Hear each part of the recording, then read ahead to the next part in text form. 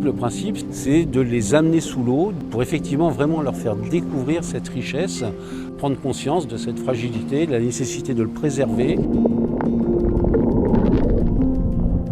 Essaye de faire passer un message de sensibilisation à travers cet émerveillement pour que les générations futures puissent toujours s'émerveiller.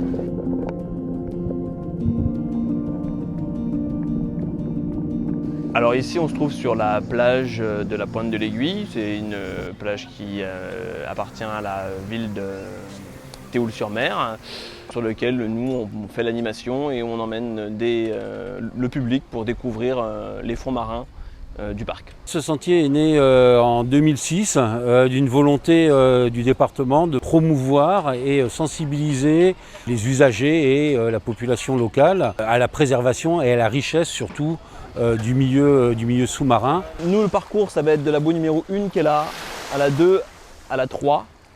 Donc dans un premier temps, on va visiter les fonds sableux et un peu les herbiers de Posidonie à gauche de la bouée numéro 1.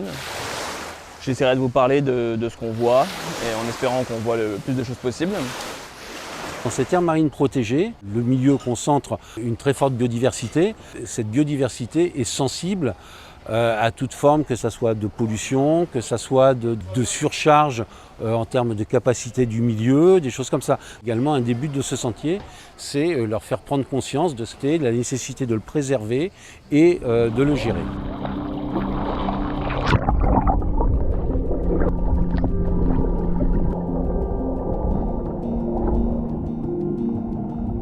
Ici, en raison des différents milieux qu'on observe, on a vraiment une riche biodiversité avec un grand nombre d'espèces que l'on peut croiser. On croisera aussi bien des poissons plats comme le rombou dans le milieu sableux. Sinon, d'autres espèces liées plutôt au fond rocheux comme le poulpe, les crustacés en général. Enfin, vraiment une large gamme d'espèces qu'on ne croiserait pas nécessairement ailleurs. Les gens sont toujours très satisfaits de ce qu'ils ont vécu. Ils ont vraiment le sentiment de vivre une aventure et qu'on leur fait découvrir quelque chose qui est un tout petit peu en dehors de leur zone de confort. Et naturellement, ça les émerveille. C'est le mot de toute manière. C'est toujours ça que ça suscite en général. L'oursin, il a sa bouche qui est en dessous et il broute des algues. Quand il y a beaucoup d'oursins au même endroit, ça peut complètement raser une zone. Donc c'est des oursins qui peuvent se manger. Qu'est-ce qu'on mange dans l'oursin?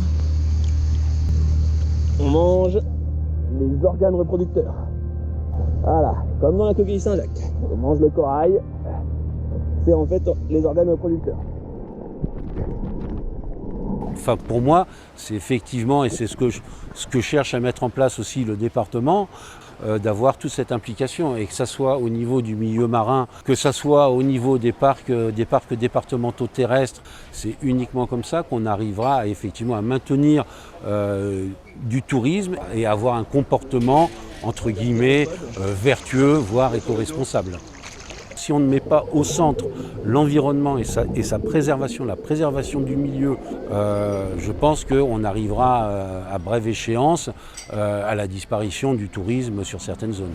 Ce tourisme devrait être le tourisme de demain parce qu'il nous permet de mieux comprendre dans quel environnement on évolue et de le respecter davantage.